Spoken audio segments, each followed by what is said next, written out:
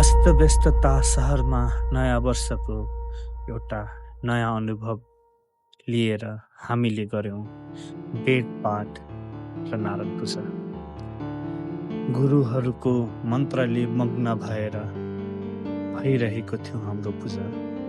पूजामा ठुलो मामु र ठुलो बाबाले मुख्य भूमिका खेलिरहनु भएको थियो। त्यहीमै मेरा पापा एक निद्रा सुतिसकेका थिए।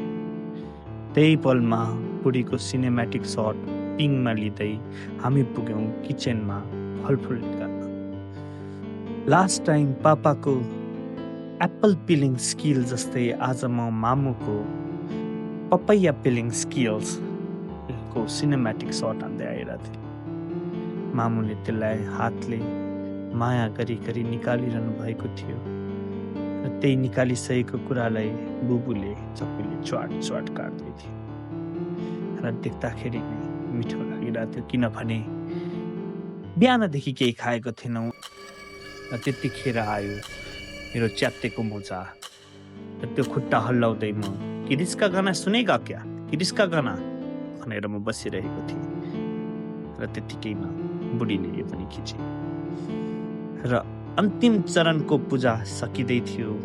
पुरोहित बाले मजाले मन्त्र पढिरहेका थिए। त्यति क्षणमै अब हामीले पनि खानुहुन्छ भने र हामीले खायौँ। पुरीको स्वाद र राजमाको स्वादले मन नभरेपछि आफ्टर पूजा बुढी र म गयौँ पानीपुरी खानलाई। Bye bye, see you on next episode.